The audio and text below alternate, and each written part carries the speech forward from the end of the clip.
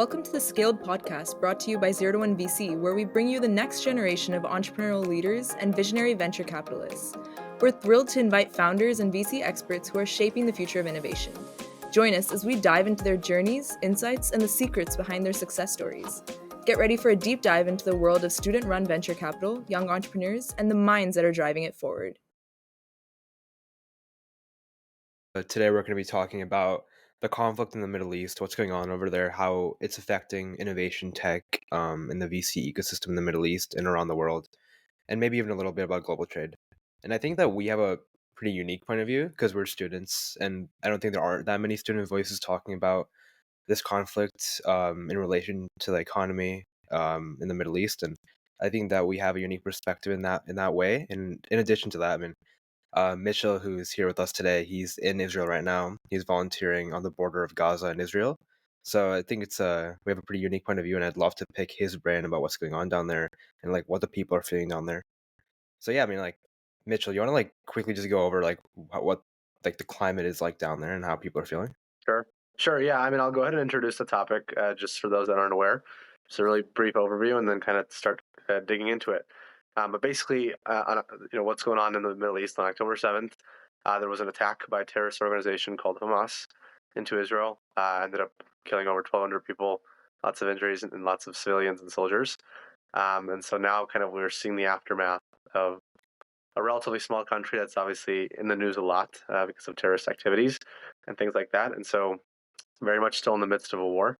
And we're seeing Israeli retaliation and Palestinian retaliation. And we're seeing people around the world kind of so called pick sides and become a pretty controversial topic and a pretty hot topic as well. Especially for such a small area and small country. But we're also talking about this on our podcast just because a lot of it ties into us. We're students. There's a lot of activity and involvement and activism going on in campuses.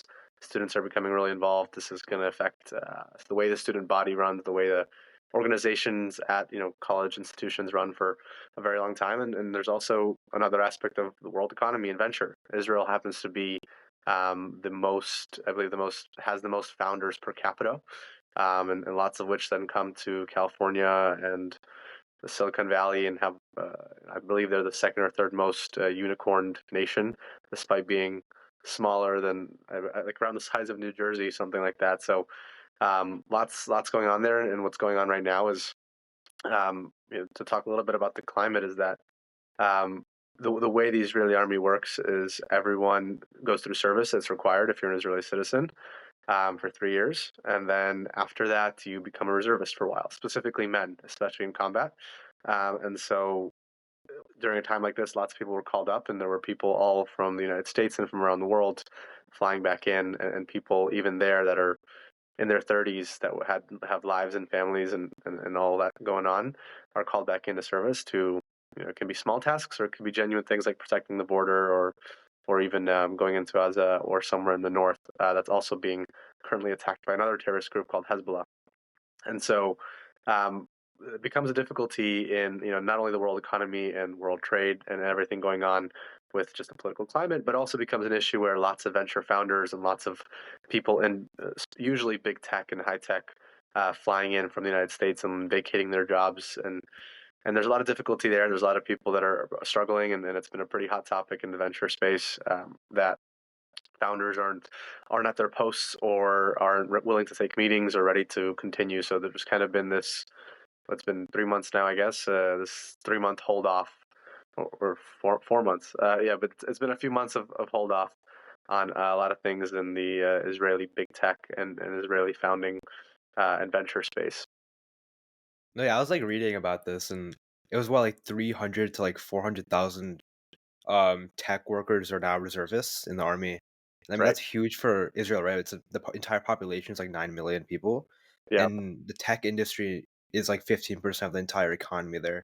And so 300 to 400,000 might not seem like a lot to us, but in like perspective, that's a big portion of the Israeli economy.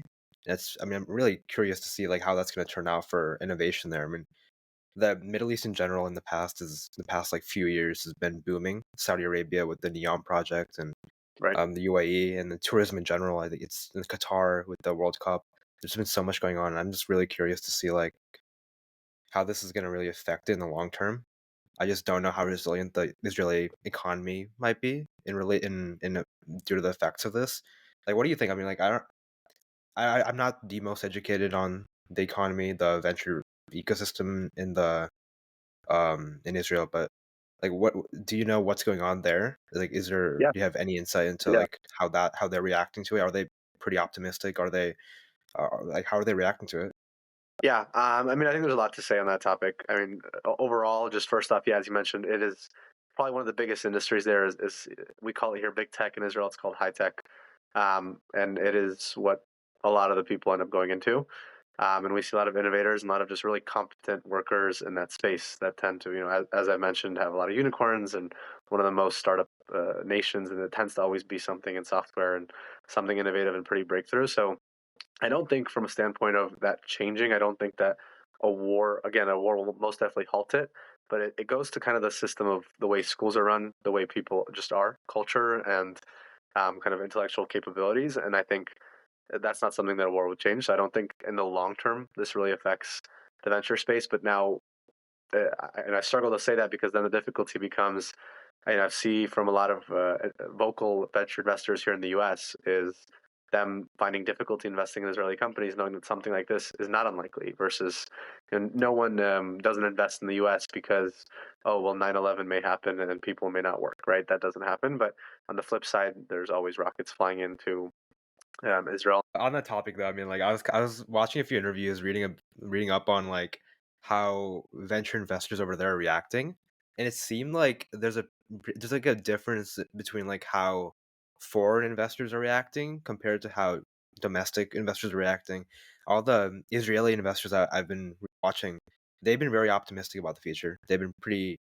The way they were speaking is that if the Israeli economy is really resilient, the ecosystem is really resilient, while like foreign investors are kind of stepping back, putting a halt to investments. I mean, I was reading up on a couple of deals that were almost finalized at the end of September, right before the attack, and many of them didn't completely pull out of the deals, but they were all like, okay, let's pause the deal for now, let's reassess.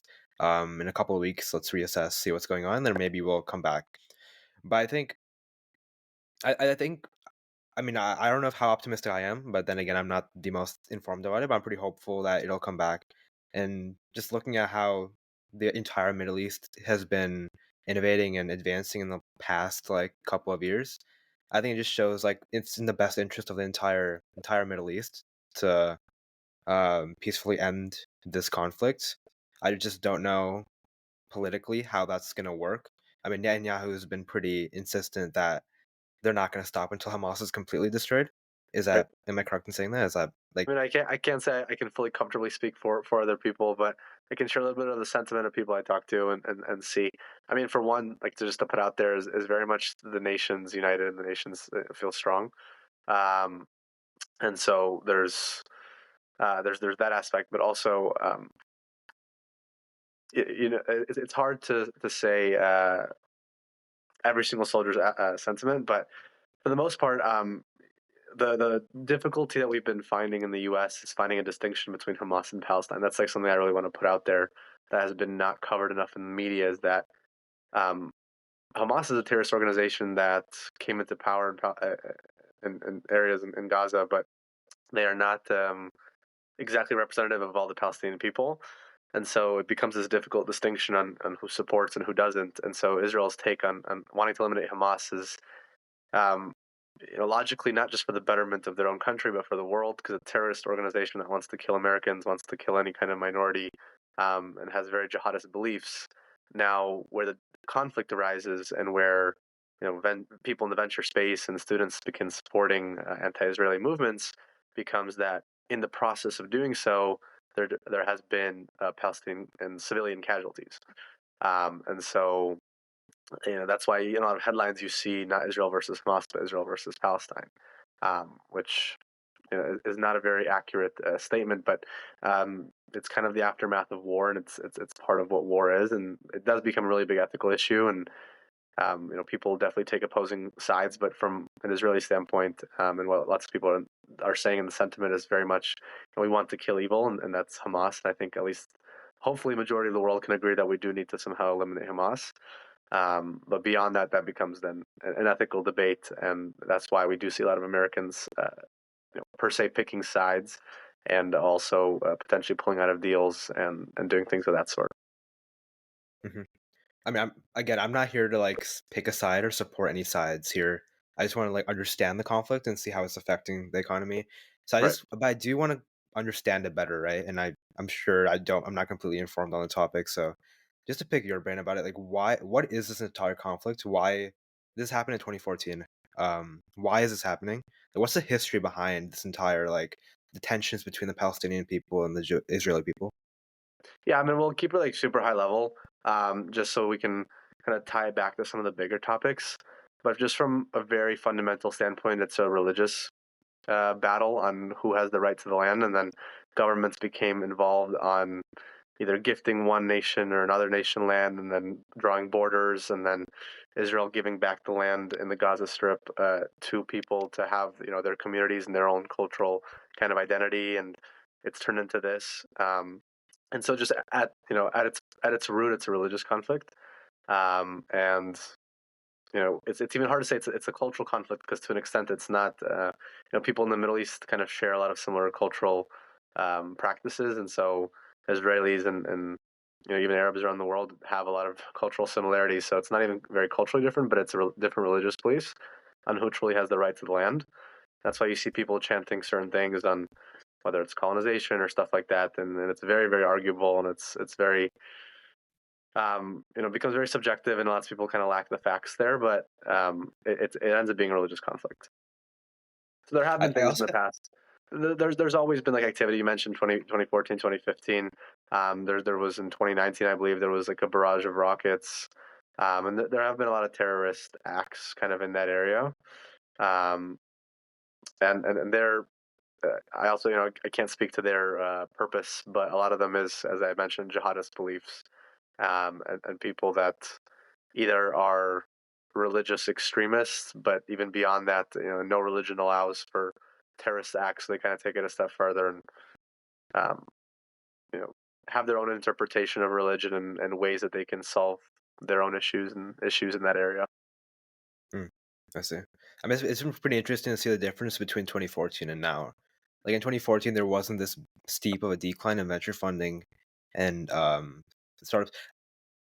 W- are you aware of like why that is? I mean, I think what I think is like there's way more to lose now. I mean, in the past like 4 or 5 years, the venture ecosystem in general has been booming. Like during COVID, now Yeah, post COVID, there's been a pretty big plunge all over the world, and especially in Israel now after the conflict. But it's been pretty interesting to see like the difference between the 2014 conflict and now.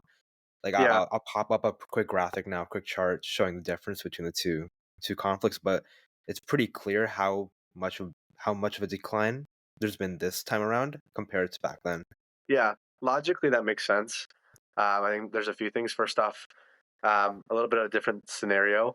In 2014 slash 15, there was an Antifada, so kind of an attack on Israel. But this time around, it was something people haven't seen before. It was lots and lots of civilians that were killed, and there were people that were flown in on uh, parachutes into a music festival, and they were slaughtered, and there were babies, and I won't get too graphic, but there was it was significantly more intense to an extent.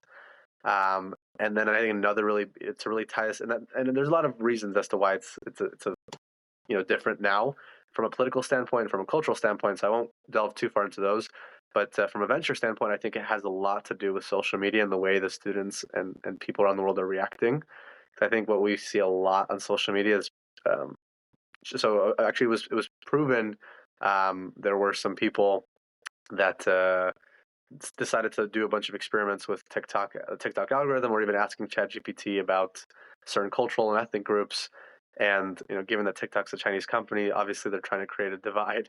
In the U.S., that's been kind of known for a while. That's why we see a lot of these bills being passed, and attempts for bills being passed, and for TikTok being banned for the youth. We do see a lot of political extremists and a lot of youth kind of picking sides to an extreme that they have zero alienation with. So it's kind of, oh, well, TikTok said so, and I think that this is happening.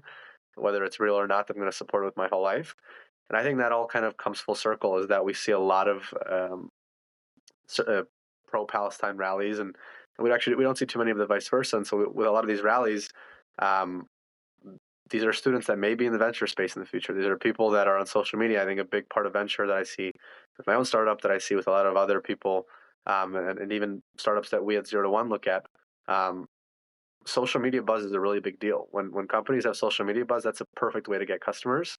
And so if social media is consumed with certain agendas or with just certain news on a topic, it very much, you know, makes it puts it to a certain side, and also just makes it a really big deal. I think that's why we're going to see a big difference in venture funding, is if the youth that are now going to be working for this venture fund, or a company in Israel has certain associations with it on social media because they're being bashed for things that are going on, and stuff of that sort. I think that's going to make a big difference in the venture space, because um, that's the current climate. That's the current startup climate, is social media and just lots of things online. And we see a lot of what's going on online is pushed either through China, or just in general.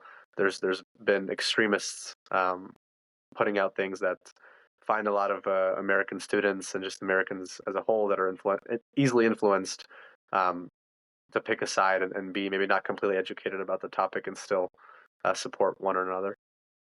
Like, I you kind of want to also kind of talk about like the overall Middle Eastern ecosystem and how that's being affected. Like I brought up earlier, like how Qatar, Saudi, and the UAE might be pretty harshly affected by this as well. Because like with what's going on in the Houthis in Yemen, they've been like shooting missiles right at ships that are going through the Red Sea. Right. So pretty much cutting off that waterway, the Red Sea and the Suez Canal, which connects Asia to Europe. And this is causing like a pretty direct effect to the global economy, global trade routes, and directly affecting the US as well. And it seems like like a lot of insurance companies are not insuring ships that are attempting to Right. get through there. And if a company can't get insured, if one ship goes down, the entire company goes bankrupt, so they can't afford to take that route, so they have to go under and around um, South Africa. So, and it's pretty interesting as well. The U.S. is pretty vocal about supporting Israel during this entire conflict, but they haven't really done anything. I mean, correct me if I'm wrong, but they haven't, other than like financial aid or resources like that. We haven't deployed anything. We aren't directly contributing on the ground there. But when it comes to the Houthis shooting missiles at ships, we're shooting down their missiles. We have our navy down there directly fighting off against them, which is pretty interesting to see. And I think it's their prerogative. I mean, the U.S. is That's a being good point. directly affected, right? Right. So, which makes sense, but yeah, I mean, I just wanted to quickly talk about like how this entire conflict might metastasize and become a larger regional conflict. And I think this might be like the first sign of that happening, right? And if this does happen, I mean, the Saudis and the Houthis have never been on good terms. I mean, just recently, I think 2019, there was a civil war going on there Right. between the UAE and Saudi the Houthi forces, and I mean, them cutting off the Red Sea is directly affecting Saudi Arabia as well because it's cutting off Jeddah's port as well. And I'm just really curious to see, like, Saudi Arabia has been pretty persistent about the formation of a Palestinian state, no matter what, no matter how the conflict ends. But they also have a very like they have, I mean, they have reason to end this conflict as soon as possible with what's going on in their with global trade routes directly affecting them, and in general, like their economy and their advancement in technology. This is gonna If this does end up becoming a regional conflict, it'll be pretty terrible for both the UAE, Qatar, Saudi, all the like regional, like all the Arab leaders. And yeah, it's just really interesting to see that. Like, what do you think? Like, what do you think of the possibility of this becoming a larger regional conflict? Is that something that people are afraid of, or what do you Yeah. I think? mean, I don't think that's like that's anything that we can like really comfortably talk about, just because that is things that economists and politicians and people really struggle to even answer that question. And it was the question that was arised when Russia and Ukraine first came at war, started the war, in that region, and now this in this region, and just kind of a global conflict and how it's affecting the global economy. So yeah, I can't really comfortably talk about that. I have no clue.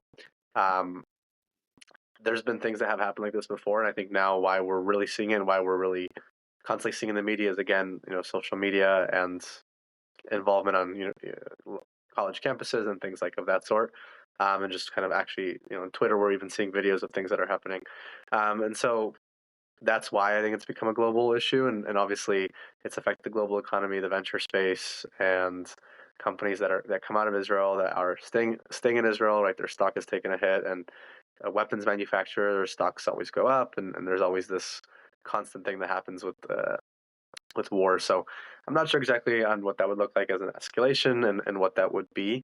Obviously, we're all hoping for that not to happen. But I know also a point I can put out is that, yeah, even though that this is worse than a lot of the other times this has happened, and it was pretty gruesome and tragic this time around. It's happened before. There hasn't been escalation, and I think now there may be more of a division. There may be more involvement from the U.S., which may prompt it.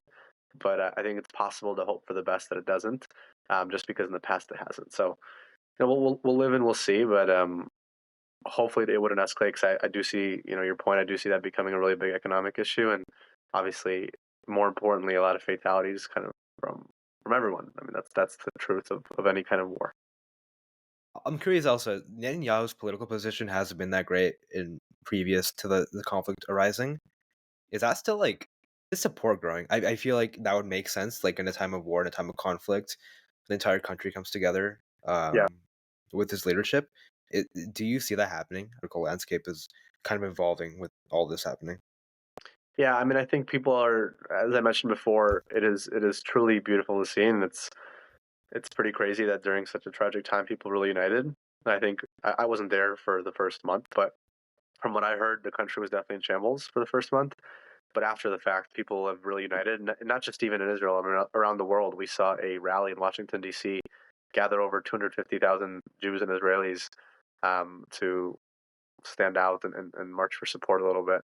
Um, But from a political standpoint, I don't know if his support is growing. I know that what was going on and why this war happened now and why this event happened now, a big reason for it was that the country was in very serious divide. Maybe not, I don't know how close it was to a civil war, but very much on brink of something happening. There were reservists, as I mentioned, a lot of, or not everyone, but majority of people become reservists in the army, and they have to come back because instances like these unfortunately happen every once in a while. And so once you do your mandatory service, you become a reservist, especially as a man.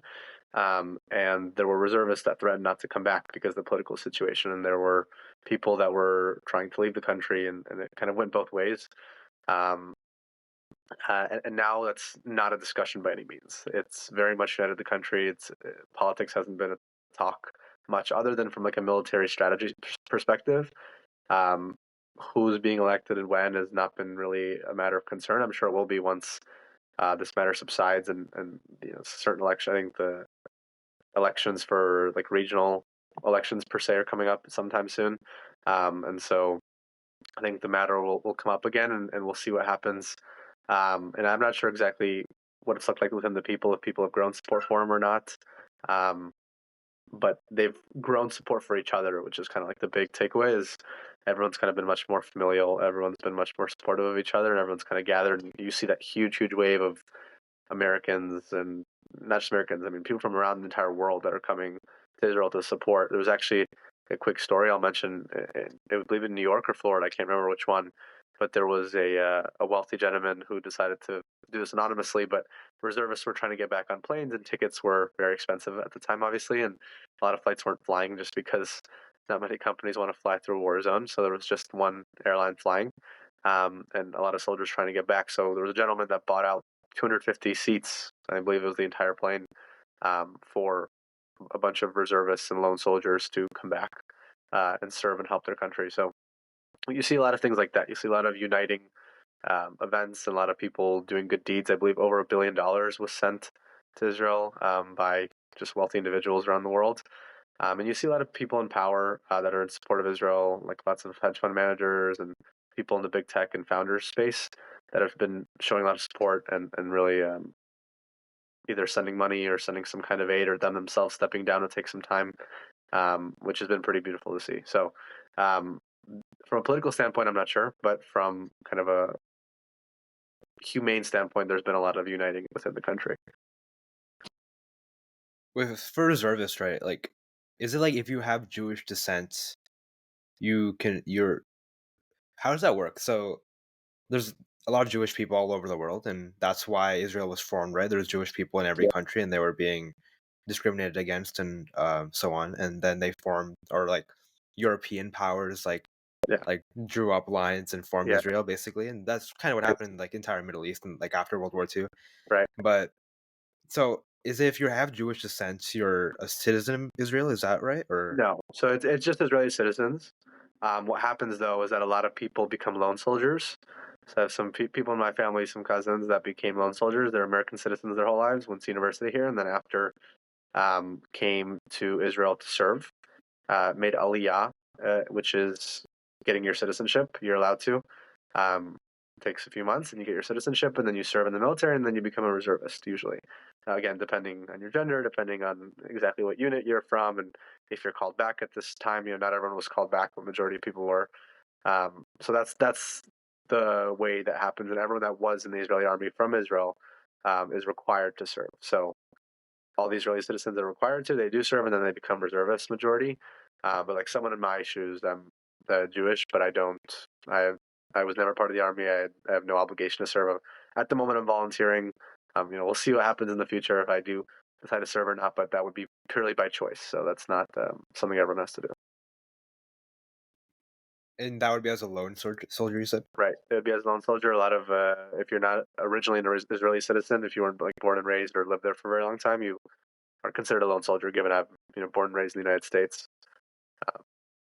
But to even touch on this topic a little bit, I think I mentioned earlier, but part of this venture ecosystem and part of just the economy as a whole in Israel is that because a lot of these founders are reservists, they have all now been serving, and I don't remember the exact numbers, but a very substantial amount of them, and so that's kind of been also prompting some of these issues, and that's part of kind of their obligation, their duty, and a lot of them are happy to do it to protect kind of their home. So um, that was kind of a big part of the venture space and the economy taking a hit.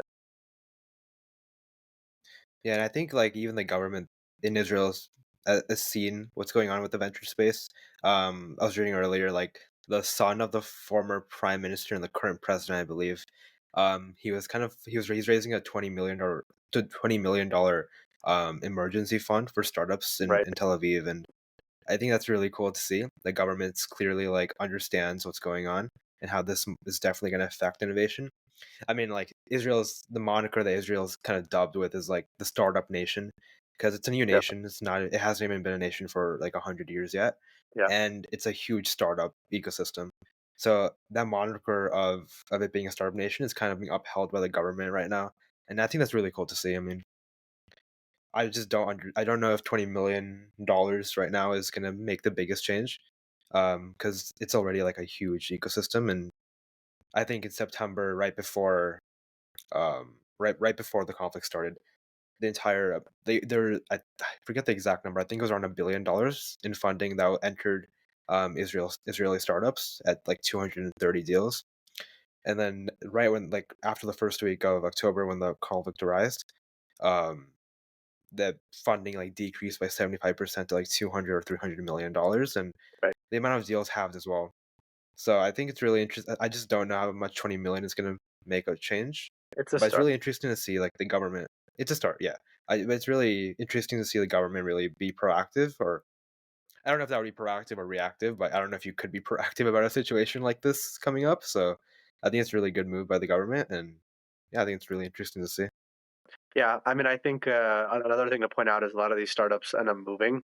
So I don't know kind of what statistics the billion comes from, but I know that a lot of startups you see come out of Israel move to California just because for the sake of funding, for the sake of connections, and for the sake of being in like a more concentrated big tech space. You see a lot of people moving there, but yeah, I know there's a really big ecosystem in Israel with venture funds, with startups, lots of people coming out of well-known companies, Google, Microsoft, Intel, all have really big hubs in Israel. So you see a lot of people going through that channel and then exiting and having their own companies or even selling to them. So I really think that will continue, and I think we'll continue having that system just because even now, as I'm there now, I still see a lot of people going to work. I still see a lot of people kind of coming back to it, and certain people getting back into the root of things, um, and going to their jobs. Obviously, a lot of them being in high tech, and so hopefully, right, that'll kind of put things back to where it was, but we'll have to wait and see. Yeah. I think another thing we can discuss, and I wanted to bring up was kind of this whole effect on students. I think it's a big thing, and I'm not sure how much it affects venture into students, but just student morale. And I mean, again, talking about students, it can kind of encapsulate any topic, just because we are the future of medicine, we are the future of politics, we are the future of venture and founders and the workspace, and so the way we go about things, our mentality, our morale, and just our approach to university. Because I think this has been a really, really hot topic at universities. So I think we can touch a little bit on how this has been affecting that and what that's going to look like, and our kind of takes on that. Just because I'm sure students that are not on each side per se may be interested in hearing different takes on what's going on, just so that they understand um, what this may possibly look like in institutions in the future, because there has been some pretty fundamental change. There may be in the future just because of how universities and faculty has been reacting. It's just really important to have a nuanced conversation about the conflict and what's going on. And I think that's the only way, having a nuanced and intelligent conversation. That's something that like I think the internet's kind of lacking in Right. in most topics that are being discussed. People are very like radically on one side usually have some argument and they Yeah. get really heated about it and they don't ever really have a nuanced and intelligent conversation. And I think that's especially true of the younger generation and students. So I think that's an important gap that we're trying to fill. Like we're trying to have nuanced, intelligent conversations, no matter like what side of the aisle you're sitting in or whatever, right? Yeah, it's been really interesting to see that. Yeah, I think something that I'm definitely cautious of and talk about a lot is a lot of this rise has been not just anti-Israel but anti-Semitic, and obviously we've had a huge anti-Semitic pushes in the past. There was a Holocaust, and there was just in general anti-Semitism in America has been on the rise, and I think where that really touches students and that really affects in the venture space, that really affects anyone going into careers. There was a research study that came out by one of the polling companies. I believe it was Pew or the other big one. I don't remember exactly what it's called, but the rates of employers saying they're no longer going to hire Jews has rise significantly. That's people that admit it, right? A lot of people won't admit that just for sake of, we have a lot of diversity and inclusion pushes in the U.S. here, so a lot of people won't openly admit that. So that's something that definitely to consider, and that's I think why this conflict is very prevalent to us and prevalent to the venture space is that if Israeli startups have shown to be some of the most successful, putting themselves in the top three and the number one per capita, clearly there's a lot of talent, there's a lot of innovation that exists there, and a lot of it is things that really improve the world. So now, if we have a wave of students that become the future of venture investing and the future of just the workforce that is potentially majority anti-Semitic, that creates a huge rift and that creates a huge lack and disparity of innovation. I think that's something that's really scary, something that has to be put out there that hopefully kind of doesn't happen and takes a turn back to a little bit less anti-Semitic, but something that could really affect the economy and really could affect the venture space because, as you've said, there's crazy amounts of deals in Israel and Israeli founders, and statistics show that a lot of them have a lot of innovative ideas, a lot of which are ideas that maybe are like the biotech space in our life or death, not just some kind of service, but things that really save lives, things that really innovate and improve a lot of businesses and a lot of world concepts. So hopefully they don't get passed up in the future just because of their alienations or who they are and things that have been going on in the Middle East and just essentially just social media painting kind of a false portrayal of what's going on and what's happening.